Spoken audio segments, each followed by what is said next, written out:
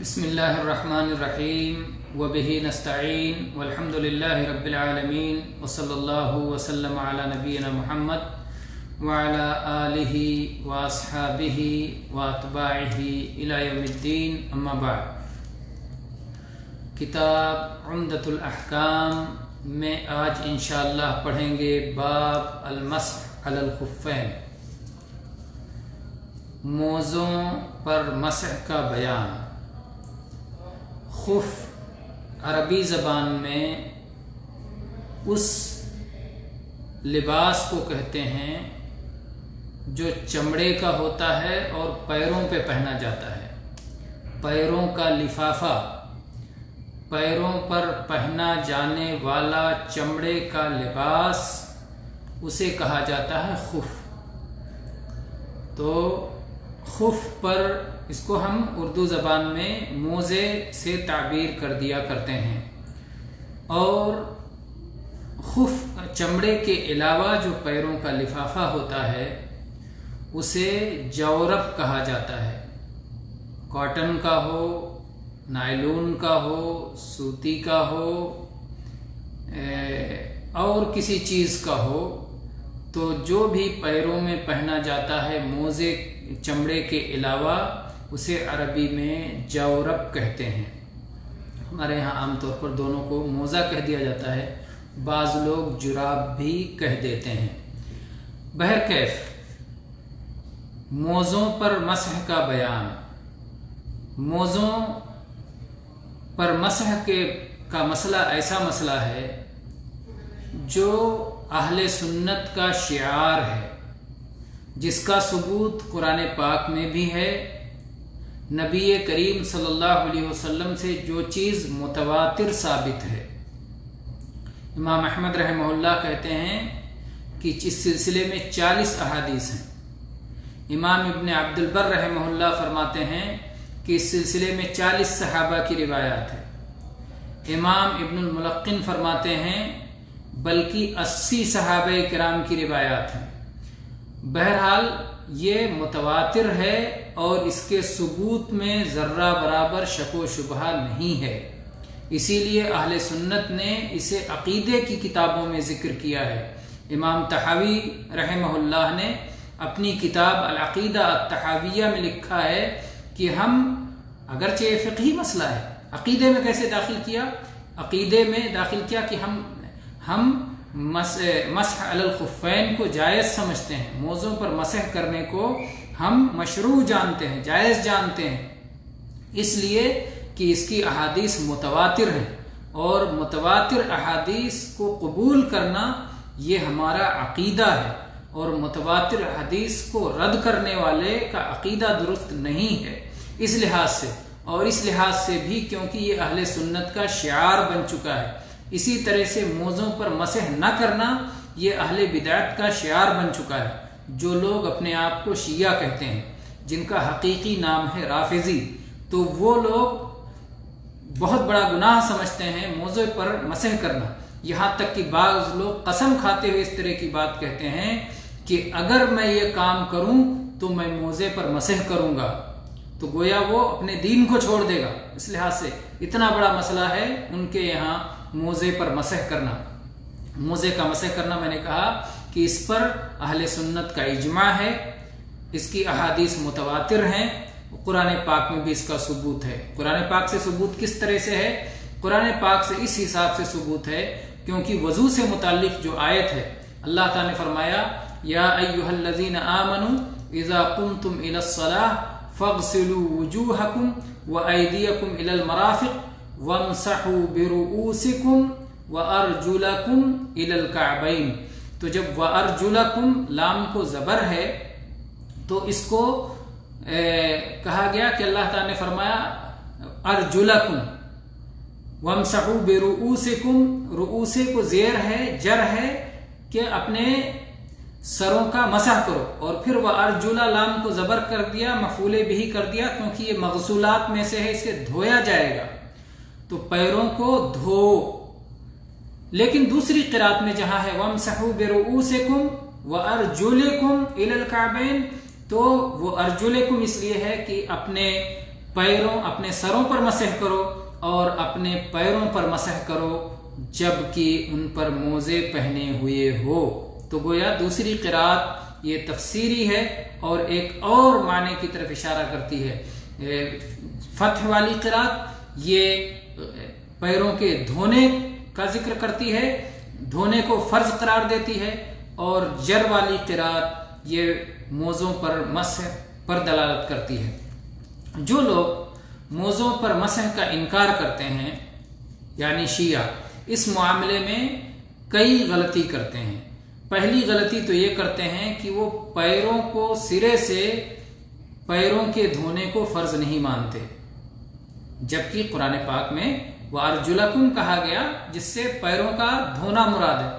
اس کے علاوہ نبی کریم صلی اللہ علیہ وسلم کی حدیث کہ ایک بار آپ سفر میں تھے اور آپ نے دیکھا کہ صحابہ کرام پیر دھو رہے ہیں اور جلدی جلدی کی وجہ سے ان کی ایڑیاں چھوٹ جا رہی ہیں، دھو نہیں رہی ہیں، تو آپ نے بلند آواز سے دور سے پکارا وَيْلٌ لِّلْأَعْقَابِ مِنَ النَّارِ، کہ جو ایڑیاں خشک پڑی رہ گئیں، جنہیں دھویا نہیں گیا، ان کے لیے جہنم کی وعید ہے، ان کے لیے آگ کی وعید ہے، تباہی ہے۔ تو اللہ کے نبی صلی اللہ علیہ وسلم ایڑیوں کے خشک رہ جانے پر تباہی کی وعید سنا رہے ہیں، تو اس شخص کا عالم کیا ہوگا جس نے پورا پیر دھویا ہی نہیں۔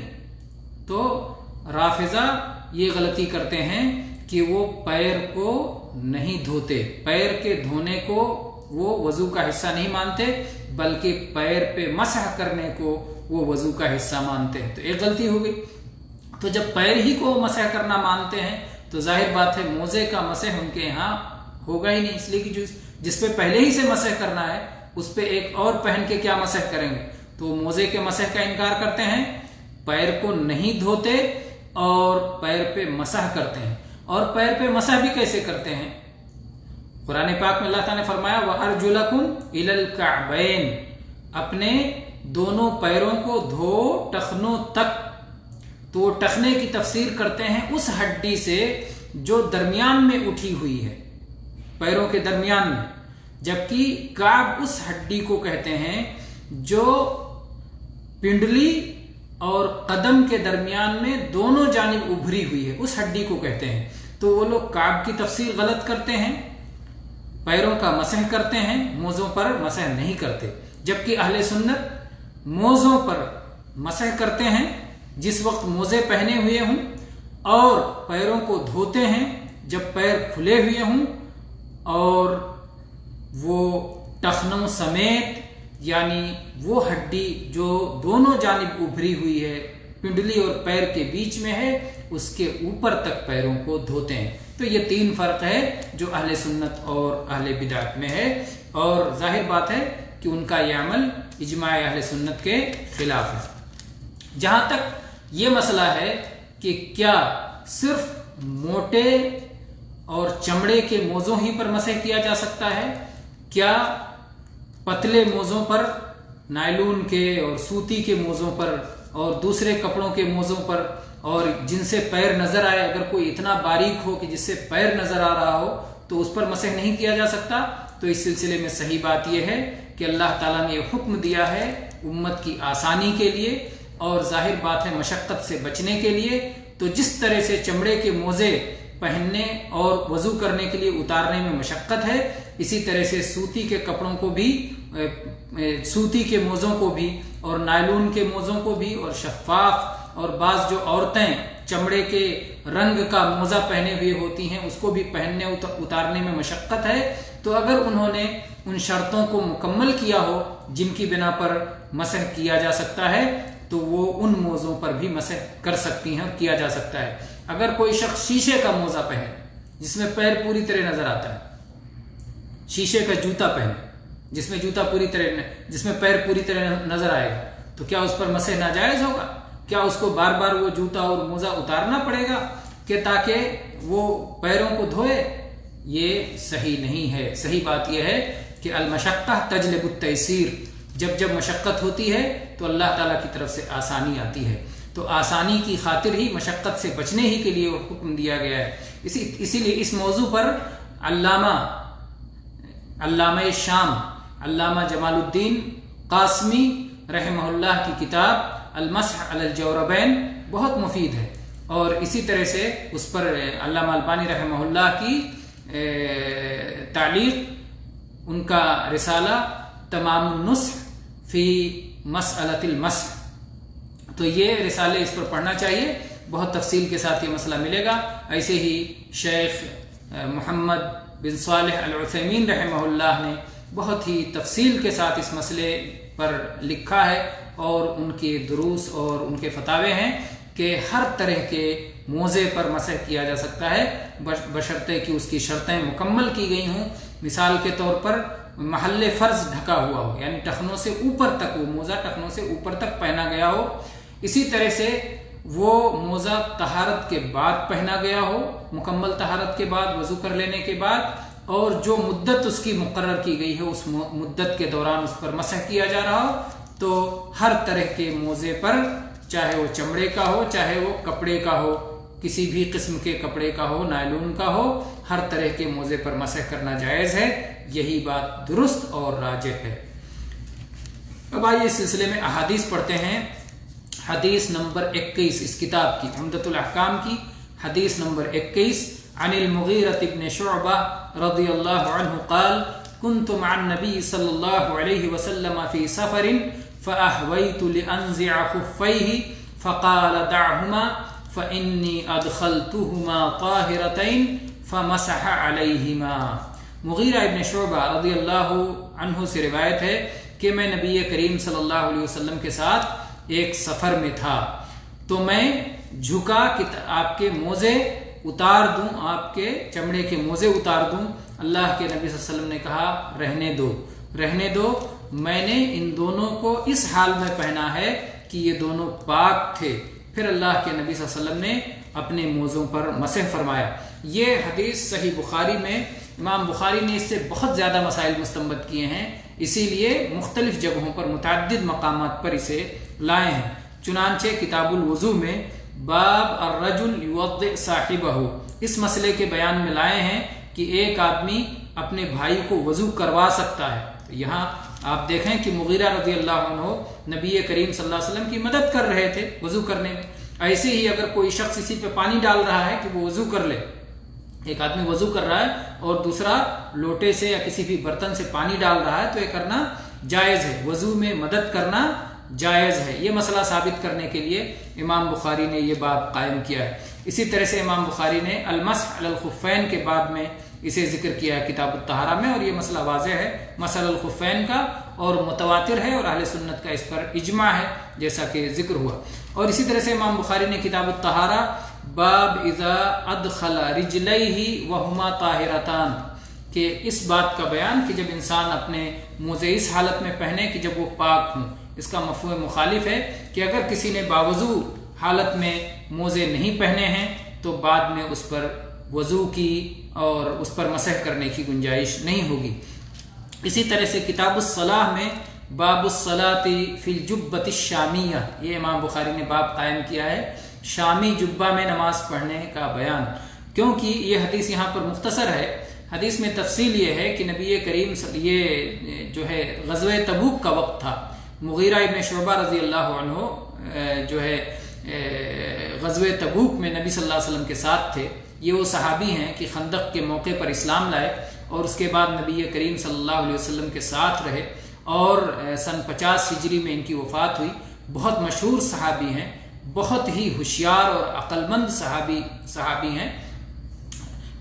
تو یہ نبی کریم صلی اللہ علیہ وسلم کے ساتھ تھے اور آپ کی خدمت کر رہے تھے۔ تو کہہ رہے ہیں کہ غزوہ تبوک کا موقع تھا اور صلاۃ فجر کا وقت تھا، نبی کریم صلی اللہ علیہ وسلم قضاء حاجت کے لیے گئے، واپس تشریف لائے تو انہوں نے وضو کا پانی حاضر کیا، اور پھر جب آپ کے پیر دھونے کا وقت آیا تو انہوں نے چاہا کہ یہ نبی صلی اللہ علیہ وسلم کے موزے اتار دیں، لیکن اللہ کے نبی صلی اللہ علیہ وسلم نے روک دیا کہ رہنے دو، موزوں کو اتارنے کی ضرورت نہیں ہے، میں نے باوضو حالت میں انہیں پہنا تھا۔ پھر آپ نے اس پر مسح کر لیا۔ تو اس حدیث میں یہ بھی ذکر ہے کہ اللہ کے نبی صلی اللہ علیہ وسلم جو جبہ پہنے ہوئے تھے، شامی جبہ پہنے ہوئے تھے، اور اس کی آستینیں تنگ تھیں، تو اللہ کے نبی صلی اللہ علیہ وسلم نے اپنے ہاتھ کو جبہ کے نیچے سے نکالا اور اس کے بعد ہاتھوں کو دھویا۔ اس سے اہل علم نے ایک مسئلہ یہ بھی مستنبط کیا ہے کہ اگر کسی کپڑے میں آستین تنگ ہو تو ہم اس کی اجازت نہیں دے سکتے کہ آپ آستین کے اوپر سے مسح کر لیں۔ اگر کپڑے کی آستینیں تنگ ہیں تو یہ نہیں اجازت دی جائے گی کہ آپ آستین کے اوپر سے مسح کر لیں، بلکہ آپ کو آستین نکال کے ہاتھوں کو دھونا ہوگا۔ جیسے کہ عورتوں کو اگر انہوں نے دوپٹہ اس انداز میں باندھ رکھا ہو کہ دوپٹہ اتارنے میں انہیں مشقت ہے تو سر پر مسح کرنے کے بجائے وہ دوپٹے کے اوپر سے مسح کر سکتی ہیں، ان کے لیے جائز ہے۔ لیکن آستین اگر کسی کا تنگ ہو تو اس کو یہ اجازت نہیں ہے، کیونکہ یہاں نبی صلی اللہ علیہ وسلم کا جبہ تنگ تھا، لیکن اس کے باوجود آپ نے اسے نیچے سے، جبے کے نیچے سے نکالا اور پھر اپنے ہاتھوں کو دھویا۔ اسی طرح سے امام بخاری رحمہ اللہ نے کتاب الطہارہ میں ہی، کتاب الصلاۃ میں باب الصلاۃ فی الخفاف، موزے پہن کر صلاۃ ادا کرنے کا بیان اس میں بھی قائم کیا۔ ظاہر بات ہے جب موزوں سمیت آپ نے موزے کے اوپر مسح کیا، اسے اتارا نہیں، پھر صلاۃ پڑھنے کے لیے بھی آپ نے اسے اتارا نہیں، بلکہ وہی پہنے آپ نے صلاۃ ادا کی۔ اسی طرح سے امام بخاری یہ حدیث لائے ہیں کتاب الجہاد والسیر میں باب الجبہ فی السفر والحرب، کہ سفر کی حالت میں اور جنگ کی حالت میں جبہ پہننے کا بیان، کیونکہ کپڑے مختلف ہو سکتے ہیں اور جبہ کو آدمی آرام دہ لباس سمجھ سکتا ہے، تو اس لیے اس کے بھی بیان میں امام بخاری لائے ہیں کہ نہیں، سفر میں بھی جبہ پہنا جا سکتا ہے، اللہ کے نبی صلی اللہ علیہ وسلم نے پہنا ہے۔ اسی طرح سے اسے کتاب المغازی میں بھی امام بخاری لائے ہیں اور اس میں انہوں نے کوئی ترجمۃ الباب قائم نہیں کیا ہے۔ اسی طرح سے کتاب اللباس میں بھی امام بخاری سے لائے ہیں باب من لبس جبتن ضیقۃ الکمین فی السفر، کہ جو شخص تنگ آستینوں والا جبہ پہنے سفر کی حالت میں، اس مسئلے کو بیان کرنے کے لیے کتنی دقیق نظر تھی امام بخاری رحمہ اللہ کی، اور کیسے کیسے مسائل کا استنباط کیا ہے امام بخاری رحمہ اللہ نے۔ اسی طرح سے کتاب اللباس میں امام بخاری باب لبس جبۃ الصوف فی السفر، سفر میں اونی جبہ پہننے کا بیان۔ اسی طرح سے امام مسلم نے کتاب الطہارہ باب المسح علی الخفین، اور اسی طرح سے یہ حدیث ابو سنن ابی داؤد کتاب الطہارہ میں باب مسح علی الخفین، سنن ترمذی میں کتاب الطہارہ باب مسح علی الخفین، اور سنن نسائی میں کتاب الطہارہ باب مسح علی الخفین، اور ابن ماجہ بیہقی کی حدیث کی کتاب میں یہ حدیث موجود ہے۔ تو بہرحال کہنا یہ ہے کہ مغیرہ ابن شعبہ رضی اللہ عنہ بیان کرتے ہیں کہ میں نبی صلی اللہ علیہ وسلم کے ساتھ ایک سفر میں تھا۔ وہ سفر کون سا سفر تھا؟ غزوہ تبوک کا سفر، اور وقت کون سا تھا؟ صلاۃ فجر کا وقت تھا۔ فَأَهْوَيْتُ لِأَنزِعَ خُفَّيْهِ، تو میں جھکا تاکہ میں اللہ کے نبی صلی اللہ علیہ وسلم کے موزے اتار دوں۔ یہ خدمت، نبی کریم صلی اللہ علیہ وسلم کی خدمت۔ اور اسی طرح سے جیسے اس سے اہل علم نے مسئلہ ثابت کیا ہے کہ علماء اور فضلاء وارثین انبیاء کی خدمت کی جا سکتی ہے۔ کس سے خدمت لینا چاہیے؟ ہر کسی سے خدمت نہیں لینا چاہیے، لیکن علماء نے لکھا ہے جو آدمی خدمت کرنے کو شرف سمجھے، جو آدمی خدمت کرنے کو اپنی عزت سمجھے، اس سے تو خدمت لینا چاہیے۔ لیکن اگر کوئی شخص حیا کی وجہ سے، شرم کی وجہ سے خدمت کر دیتا ہے حالانکہ کرنا نہیں چاہتا، تو اس سے خدمت نہیں لینا چاہیے۔ فارسی کا ایک شعر ہے، منت منہ کی خدمت سلطان ہمیں کنی، منت شناس او کی بخدمت گزاشتن، کہ یہ احسان نہ جتاؤ کہ تم بادشاہ کی خدمت کر رہے ہو، بلکہ بادشاہ کا احسان مانو کہ تمہیں وہ اپنے خدمت کی عزت دے رہا ہے۔ تو اگر کوئی شخص اس مقام کو سمجھے، یعنی عام طور پر پہلے تو خدمت کے لیے غلام ہوتے تھے، لیکن مغیرہ رضی اللہ عنہ یہ آزاد تھے، غلام نہیں تھے، لیکن یہ بڑھ کے خدمت کر رہے تھے، کیونکہ کتنی بڑی خوش نصیبی ہے کہ اللہ کے آخری رسول رحمت کائنات صلی اللہ علیہ وسلم کے خدمت کا موقع حاصل ہو جائے، یہ تو خوش نصیبی اور سعادت کی بات ہے۔ تو اگر کوئی شخص خدمت کو خوش نصیبی اور سعادت سمجھ رہا ہے تو اس کو خدمت کا موقع دینا چاہیے، لیکن ایسے لوگ جو خدمت کو اپنے لیے زحمت سمجھیں، ان سے خدمت نہیں لینی چاہیے، یہ اہل علم نے لکھا ہے۔ بہرحال تو یہاں پر علماء اور فضلاء کی خدمت کو بھی اس مسئلے، اس حدیث سے نکالا گیا ہے پھر اس کے بعد میں نبی کریم صلی اللہ علیہ وسلم نے کہا دعہما، رہنے دو، اور آپ نے اس کی وجہ بھی بتائی کہ کیوں رہنے دو، کیونکہ میں آج یہ پیروں کو مجھے دھونا نہیں ہے، بلکہ پیروں پر موزوں پہ مجھے مسح کر لینا ہے، کیونکہ میں نے ان کو پاک حالت میں پہنا تھا۔ پاک حالت سے کیا مراد ہے کہ پاک صاف تھے پیر، یا مراد ہے کہ باوضو حالت میں پہنا تھا؟ تو ظاہر بات ہے طہارت جب لفظ نبی صلی اللہ علیہ وسلم استعمال کریں تو آپ نے شرعی معانی متعین کیے ہیں، اس لیے شرعی معنی ہی لینا چاہیے۔ تو شرعی معنی یہ ہے کہ آپ نے باوضو ہو کر کے انہیں پہنا تھا، اسی لیے اگر کوئی شخص باوضو ہو کر کے موزے پہنے تو پھر اسے ان موزوں پر مسح کرنے کی اجازت حاصل ہوگی۔ پھر اللہ کے نبی نے مسح فرمایا۔ مسح کی مدت کیا ہے؟ مسح کی مدت، اگر کوئی شخص حضر میں ہے، سفر میں نہیں ہے، اقامت میں ہے، تو 1 دن اور 1 رات ہے، اور اس کا شمار کس وقت سے کیا جائے گا؟ اس کا شمار اس وقت سے کیا جائے گا جب انسان پہلی بار مسح کرے۔ جیسے ایک آدمی نے فجر میں وضو کیا اور اس کے بعد میں باوضو حالت میں اس نے موزے پہن لیے، اب اس کے بعد اس کا وضو 10 بجے ٹوٹ گیا، مان لیجئے ظہر کا وقت 12 بجے ہوتا ہے اور 10 بجے ہی اس کا وضو ٹوٹ گیا، تو بعض لوگ کہتے ہیں کہ وضو ٹوٹنے کے وقت ہی سے شمار کیا جائے گا، لیکن یہ بات راجح نہیں ہے۔ راجح بات یہ ہے کہ پہلی بار جب اس نے مسح کیا، یعنی ظہر کے وقت میں جب اس نے مسح کیا صلاۃ پڑھنے کے لیے، تو ظہر کے وقت سے جو ہے 24 گھنٹے کی اجازت اسے حاصل ہوگی، تو ابتدائی مسح سے، پہلی مسح سے 24 گھنٹے اسے اجازت حاصل ہوگی اگر وہ مقیم ہے، مسافر نہیں ہے، اور اگر وہ مسافر ہے تو اسے 3 دن اور 3 راتیں اجازت حاصل ہوگی۔ تو یہ رہا مسئلہ کہ اللہ کے نبی صلی اللہ علیہ وسلم نے اس پر مسح فرمایا، اور اس سے مسح الخفین کے جواز کا، اس کی مشروعیت کا مسئلہ معلوم ہوا۔ کیا طریقہ ہوگا مسح کرنے کا؟ مسح کرنے کا طریقہ یہ ہوگا کہ اپنے ہاتھوں کو انسان بھگا لے، فمسح علیہما، علیہ ان کے اوپر مسح کیا، یعنی موزوں کے نیچے آپ نے مسح نہیں کیا بلکہ موزوں کے اوپر مسح کیا۔ تو انگلی آدمی بھگا لے اور انگلی کے سرے سے، پیروں کی انگلیوں کے سرے سے مسح کرنا شروع کرے اور پنڈلیوں تک کھینچ جائے۔ مسح کے معنی ہوتا ہے پھیرنا، یعنی اپنے ہاتھوں کو اوپر سے پھیر لے، اور جیسا کہ میں نے بتایا کہ اس کا مطلب یہ نہیں کہ موزوں کو بھگا لے، یا اسی طرح سے بعض لوگ کہتے ہیں چونکہ چمڑے کے موزے ہوتے تھے تو پیر اس سے نہیں بھیگتے تھے، اس لیے اس پر مسح جائز ہے۔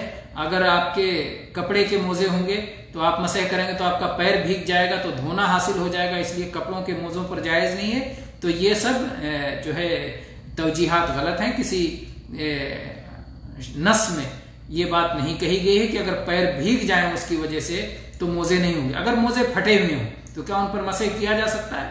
بالکل کیا جا سکتا ہے۔ صحابہ کرام کے بارے میں اہل علم نے ذکر کیا ہے کہ وہ غریب صحابہ تھے، فقراء صحابہ تھے، اور ان کے موزے پھٹے ہوئے ہوتے تھے، تو اس لیے اگر موزے پھٹے ہوئے ہوں، جب تک موزوں کو موزہ کہا جا سکتا ہے، اگرچہ وہ پھٹے ہوئے ہوں تب تک ان پر مسح کیا جا سکتا ہے، لیکن جب انہیں موزہ نہ کہا جا سکے، اتنا زیادہ پھٹا ہوا ہو، تب پھر اس پر مسح نہیں کیا جائے گا۔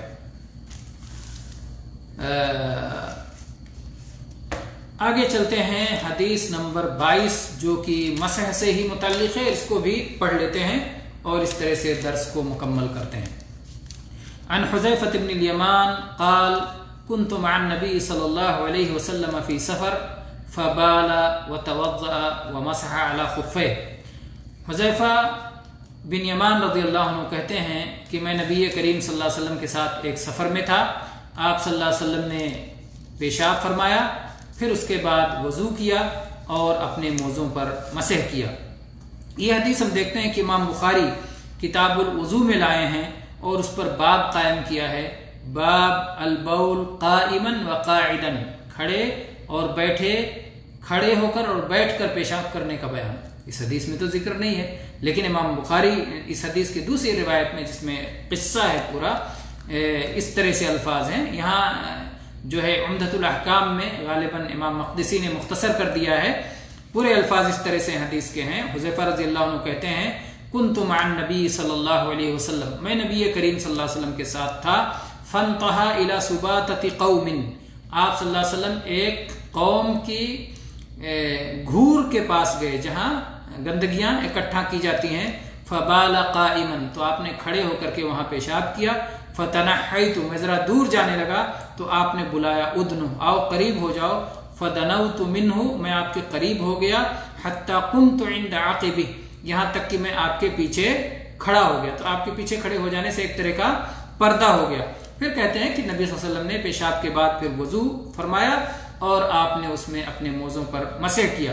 تو یہاں پر ہے کہ آپ ایک گندگی کے ڈھیر کے پاس وہاں آپ کو پیشاب کرنا ہوا تو آپ نے کھڑے ہو کر پیشاب کیا. تو امام بخاری نے باب قائم کیا کھڑے ہو کر اور بیٹھ کے پیشاب کرنے کا بیان، جبکہ بیٹھ کے پیشاب کرنے کے تعلق سے کوئی حدیث بخاری میں نہیں ہے. تو جب گویا اس سے کیسے امام بخاری نے استنباط کیا، اہل علم کہتے ہیں کہ جب کھڑے ہو کر کے پیشاب کرنا جائز ہے تو بیٹھ کر پیشاب کرنا بدرجہ اولا جائز ہوگا، کیونکہ کھڑے ہونے پہ تو بعض لوگوں کو اعتراض ہے، بیٹھنے پہ کسی کو اعتراض نہیں ہے، اور اس لیے بیٹھ کر کے پیشاب کرنا بدرجہ اولا جائز ہوگا. تو اس طرح امام بخاری نے استنباط کیا ہے. اور دوسرا یہ بھی ہو سکتا ہے کہ وہ اشارہ کیا ہو عائشہ رضی اللہ عنہا کی اس حدیث کی طرف جس میں عائشہ رضی اللہ عنہا کہتی ہیں کہ اگر تم سے کوئی کہے کہ اللہ کے نبی صلی اللہ علیہ وسلم نے کبھی کھڑے ہو کے پیشاب کیا ہے تو اس کی بات مت مانو. تو عائشہ رضی اللہ عنہا چونکہ گھر میں رہتی تھی اور اللہ کے نبی صلی اللہ علیہ وسلم گھر میں کبھی کھڑے ہو کر قضاء حاجت نہیں فرماتے تھے، تو اس لیے انہوں نے اپنے علم کے مطابق بیان کیا. لیکن یہ حذیفہ رضی اللہ عنہ نے وہ چیز بیان کی جو انہوں نے دیکھا، اور اس سے معلوم ہوتا ہے کہ کھڑے ہو کر کے پیشاب کرنا جائز ہے، بشرطے کہ چھینٹوں سے انسان محفوظ رہے کہ چھینٹے اڑ کے نہیں پڑیں گے. ایسی جگہ پر پیشاب کرے جہاں اسے چھینٹے اڑنے کا کوئی خطرہ نہ ہو، اور ایسے ہی بے پردگی کا خطرہ نہ ہو. بے پردگی کا خطرہ نہ ہو تو اگر یہ دو خطرات سے محفوظ ہے، چھینٹوں سے بچ سکتا ہے اور بے پردگی سے محفوظ رہ سکتا ہے، تو کھڑے ہو کر کے پیشاب کر سکتا ہے. یہ رہا کہ اس میں پھر موزوں پر مسح کیا، موزوں کا مسئلہ اس میں واضح ہے. اسی طرح سے امام بخاری رحمہ اللہ نے کتاب الطہارہ میں کتاب الوضو میں یہ باب قائم کیا. دوسرا باب کتاب الوضو میں باب البول عند صاحبہ والتستر بالحائط، اپنے کسی ساتھی کے پاس رہ کر کے پیشاب کرنا اور جو ہے دیوار کی آڑ لے کے پیشاب کرنا، اس مسئلے کو بھی ثابت کیا ہے. اسی طرح سے امام بخاری نے باب قائم کیا ہے باب البول عند سباتۃ قوم، کہ ایک کسی قوم کی گندگیوں کے ڈھیر کے پاس، گھور کے پاس پیشاب کرنے کا بیان. نبی صلی اللہ علیہ وسلم کی عام طور پہ عادت مبارکہ یہ تھی کہ قضاء حاجت کے لیے آپ دور نکل جاتے تھے، تو پھر آپ نے جو گھر کے پاس یا بستی کے پاس جو گھور جہاں ہوتا ہے وہیں آپ نے پیشاب کیوں کر لیا، کیوں آپ دور نہیں گئے؟ اس کی وجہ علم نے لکھی ہے کہ اللہ کے نبی صلی اللہ علیہ وسلم مسلمانوں کی کسی ضرورت کے لیے گئے تھے اور آپ ان میں ان کے معاملات کو حل فرماتے تھے اور ان کے معاملات کا فیصلہ کرتے تھے. تو اگر اللہ کے نبی صلی اللہ علیہ وسلم دور نکل جاتے تو اس سے مسلمانوں کو مشقت ہوتی.